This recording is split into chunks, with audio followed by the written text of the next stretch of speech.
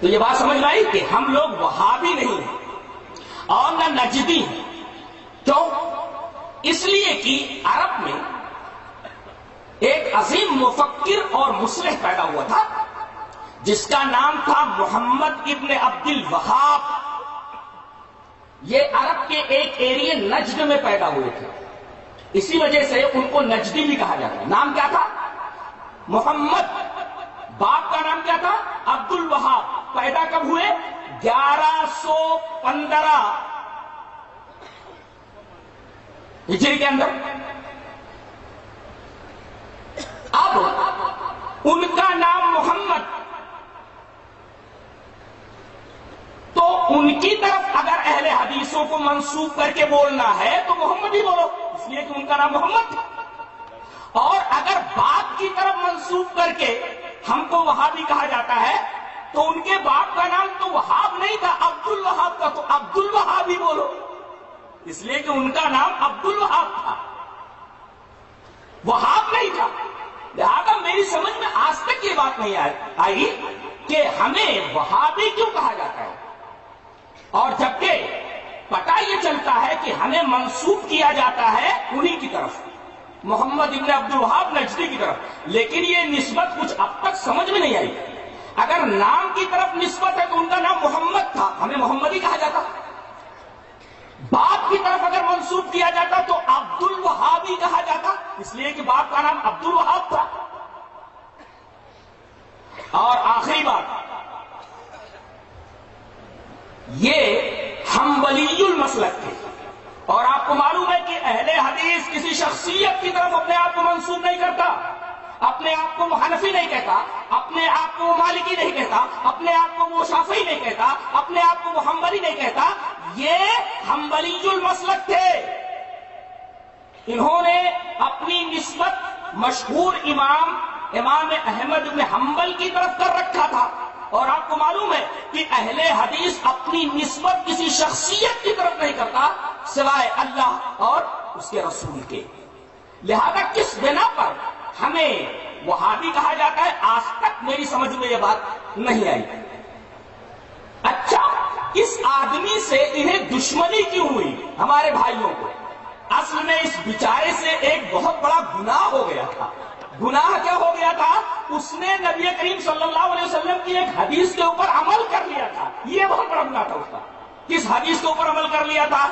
اس سے پہلے کہ میں وہ حدیث آپ کے سامنے پیش کروں، میں یہ بتا دوں کہ ایک زمانہ ایسا تھا کہ سعودی عرب کے اندر قبروں کو پختہ بنا لیا گیا تھا، اور پکی قبریں بنا بنا کر کے لوگ ان قبروں سے استمداد کرتے تھے، قبر والوں کو مشکل کشائی کے لیے پکارتے تھے، ان سے استمداد کرتے تھے، مدد مانگتے تھے. حضرت محمد ابن عبد الوہاب نجدی نے حکومت کی مدد سے ان تمام پکی قبروں کو اکھاڑ دیا اور انہیں زمین کے برابر کر دیا. انہوں نے کون سا گناہ کیا؟ انہوں نے جو یہ عمل کیا در حقیقت نبی کریم صلی اللہ علیہ وسلم کی ایک حدیث کی روشنی میں کیا. اور اگر حدیث پر عمل کرنا گناہ ہے تو یہ گناہ ان سے ہوا ہے. وہ کون سی حدیث ہے؟ حدیث اس طرح، وان ابی الحیاج الاسدی قال قال علی رضی اللہ تعالی عنہ الا ابعثک علی ما بعثنی علیہ رسول اللہ صلی اللہ علیہ وسلم الا تدع تمثالا الا تمسته ولا قبرا مشرفا الا سويته. رواہ مسلم فی کتاب الجنائز. حضرت امام مسلم رحمہ اللہ اس پوری حدیث کو ایسے ہی مسلم کتاب الجنائز کے اندر لائے. راوی حضرت ابو حیاج اسدی ہے.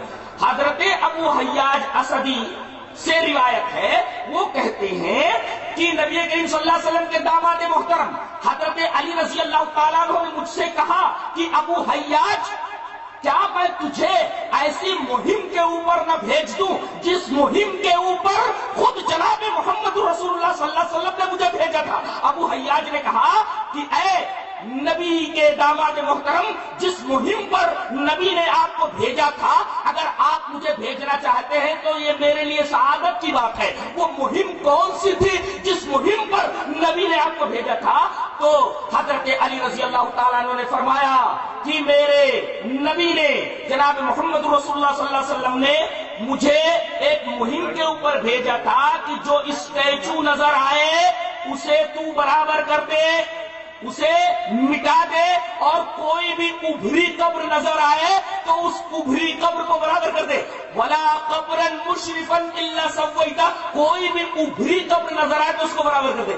اگر محمد ابن عبد الوہاب نجدی نے اگر پکی قبروں کو توڑ کر کے انہیں برابر کر دیا تو یہ تو نبی کریم صلی اللہ علیہ وسلم کی ایک حدیث کے اوپر عمل کرنا ہوا۔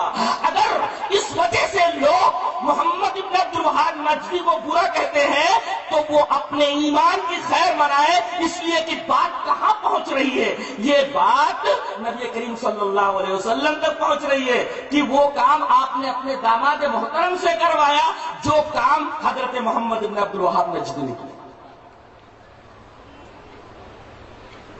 ثابت کیا ہوا کہ ہم وہابی نہیں ہیں۔